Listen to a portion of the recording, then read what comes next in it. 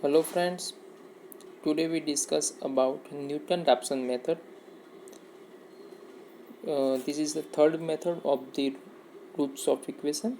First method is bisection method, second is regular policy method and third is Newton-Raphson method.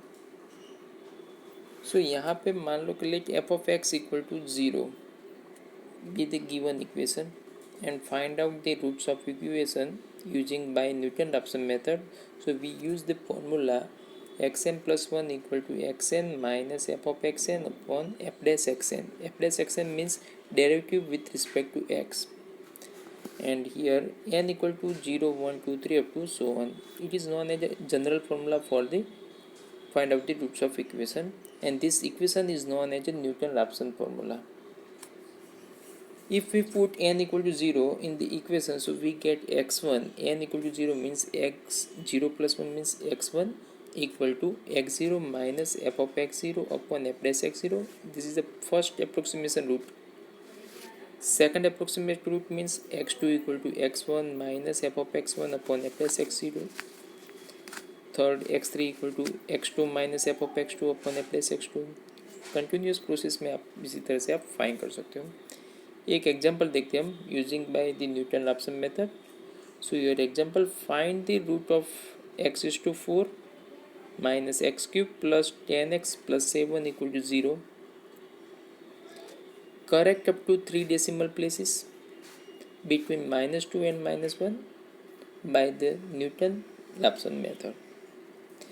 सबसे पहले यहाँ पे एक इक्वेशन दिया है, उसकी पावर 4 है. तो अगर फोर्थ ऑर्डर है पोलिनोमियल का तो उसके टोटल फोर्थ रूट हो सकते हैं, लेकिन हमें एक ही रूट फाइंड करना है और यूजिंग बाय न्यूटन-रैप्सन मेथड. और जो उसका आंसर है वो 3 डेसिमल प्लेस में आपको लेना है. Correct up to 3 decimal place means कि पॉइंट के बाद 3 डेसिमल पॉइंट होने चाहिए. यहाँ पे सबसे पहले रूट जो फाइंड करना है उसका रेंज दे दी है -2 to -1 के बीच में. So first write down the here f of x equal to x is to 4 minus x cube plus 10x plus 7.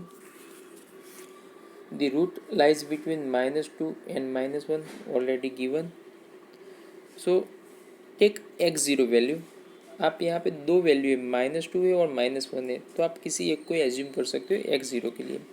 मान लो यहाँ पे लिया है x0 की वैल्यू -1. आप x0 की वैल्यू -1 भी लिख सकते हो, अदरवाइज उसका मिड पॉइंट भी लिख सकते हो -1.5. हम यहाँ पे लेके स्टार्ट करते हैं x0 इक्वल टू -2. सो यहाँ पे डेरिवेटिव की ज़रूरत है कि फंक्शन का. सो यहाँ पे जो फंक्शन f ऑफ x है तो f डैश x फाइंड करेंगे. यहाँ पे f dash x means derivative with respect to x. So we get x is to 4 derivative means 4x cube minus 3x square plus 10. So derivative of fx is 4x cube minus 3x square plus 10. ये हमें मिला f dash x. अब using by the Newton Raphson method, so first write down the formula xn plus 1 equal to xn minus f of xn upon f dash xn. First x1 के लिए हम क्या रखेंगे, n की जगह 0 रखेंगे तो फॉर्मूला में मिलेगी x1 equal to x0 minus f of x0 upon f dash x0.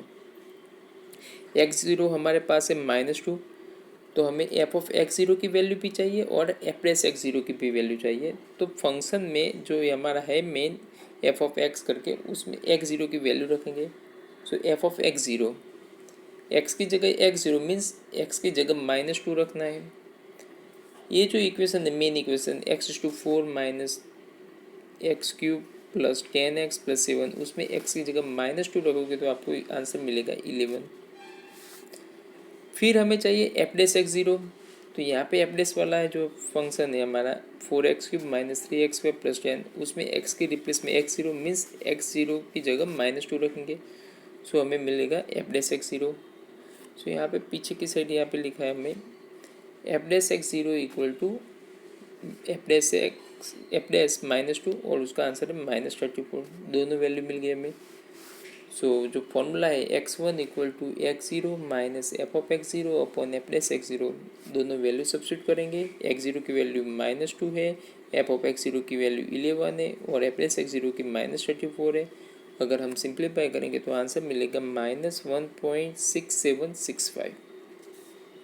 यहाँ हमें आंसर चाहिए, पॉइंट के बाद 3 डेसिमल होने चाहिए, तो हम आंसर जो लिखेंगे 4 डेसिमल में आंसर लिखेंगे।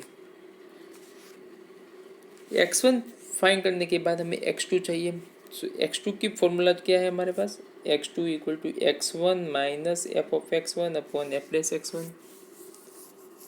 तो x1 हमारे पास है ऑलरेडी गिवन, हमने जो फाइंड किया अभी, -1.6765। सो एफ ऑफ x1 का आंसर चाहिए हमें। सो x1 की रिप्लेस में हम -1.6765 जो हमारा जो मेन फंक्शन है x4 वाला वहाँ पे रखेंगे, तो आंसर मिल रहा है 2.8468। एफ डैश जो फंक्शन है उसमें x की जगह x1, लेकिन x1 की वैल्यू है -1.6765। सो जो हमें एफ डैश का जो आंसर चाहिए वो क्या है, -17.2802। सो जो x2 की फॉर्मूला है उसमें ये दोनों वैल्यू रखेंगे हम, तो हमें जो आंसर मिल रहा है x2 equal to x1 minus f of x1 upon f plus x1। सभी वैल्यू हमें रखी तो हमें आंसर मिल रहा है -1.5118।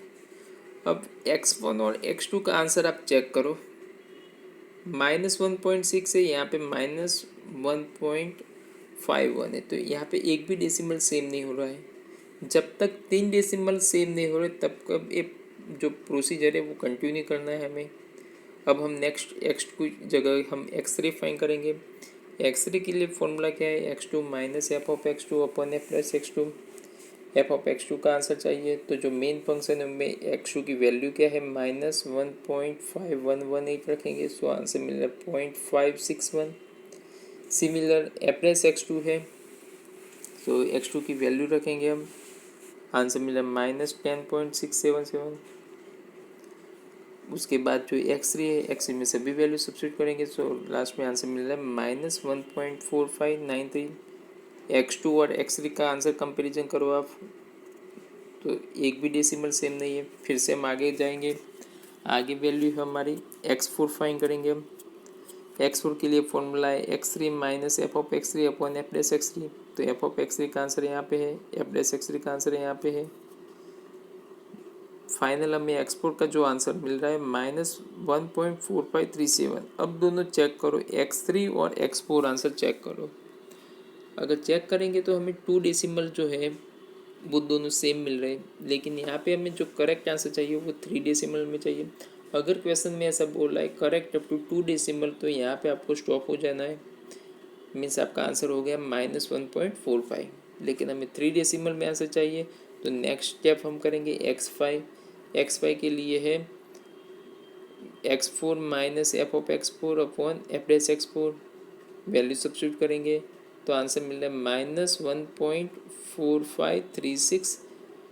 x4 का आंसर x5 का आंसर चेक करो तो 3 डेसिमल में सेम आ रहा है, तो हम बोल सकते हैं since x4 and x5 are the same up to 3 decimal place, hence the root is -1.453।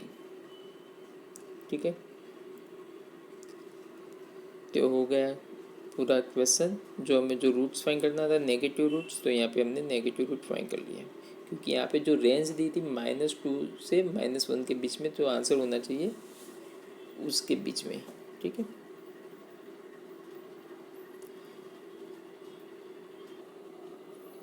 एक और एग्जांपल देखते हैं। Example number 8, find positive root of x equal to cos x using Newton method, correct up to 3 decimal place. Newton method की जगह आपको NR method भी बोल सकता है, using by NR method. Find out the roots using by NR method. ठीक है, या न्यूटन ऑप्शन मेथड भी बोल सकते हैं, या न्यूटन मेथड भी बोल सकते हैं। तो सबसे पहले आपको एफ ऑफ एक्स बताना है। एफ ऑफ एक्स क्या होगा, f of x equal to cos x जो है लेफ्ट साइड चला जाएगा, तो x minus cos x equal to 0 होगा। तो हमारा जो फंक्शन है वो क्या होगा, एक्स माइनस कॉस एक्स। अब हमें फाइंड करना है x0 की वैल्यू। x0 फाइंड करने से पहले हमें चेकआउट करना है कि जो फंक्शन है उसका रूट कौन से इंटरवल के बीच में है। तो जो आगे हम जो प्रोसीजर करते थे वही कंटिन्यू यहाँ पे करना है। पहले फंक्शन में जीरो से वैल्यू रखना, क्योंकि यहाँ पे पॉजिटिव रूट फाइंड करना है तो हम एक्स की वैल्यू 0, 1, 2, 3, 4, 5 रखेंगे। जहाँ पे पॉजिटिव टू नेगेटिव और नेगेटिव टू पॉजिटिव आएगा वहाँ पे स्टॉप हो जाए तो हमें जो इंटरवल मिल जाएगा कि भाई रूट इस इंटरवल के बीच में है। सो हम शुरुआत करते। सो यहाँ पे पहले 0 रखेंगे। सो एफ ऑफ 0 -1 और एफ ऑफ 1 आ रहा है 0.4597। एक नेगेटिव है और एक पॉजिटिव है।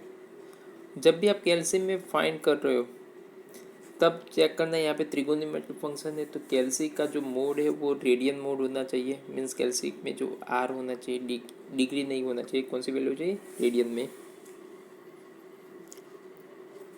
सो यहाँ पे 0 पे नेगेटिव आ रहा है, 1 पे पॉजिटिव आ रहा है, तो हम बोल सकते हैं the root lies between 0 and 1। तो हमें पहले तो एक इंटरवल फिक्स हो गया, 0 और 1 के बीच में ही रूट्स होगा।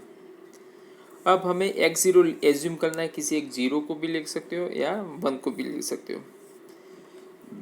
चेक करना है यहाँ पे जो वैल्यू मिल रही है हमें, फंक्शन में वैल्यू रखते हैं, 0 के नज़दीक जो वैल्यू होगी वो पहले x0 एज्यूम करेंगे। तो यहाँ पे x0 की वैल्यू हम लेंगे 1 या 0.5 भी ले सकते हो या 0 भी ले सकते हो। तो यहाँ पे एज्यूम किया है x0 equal to 1। Newton Raphson method में फंक्शन का डेरिवेटिव चाहिए तो हमें एफ डैश एक्स चाहिए। So first find out f dash x.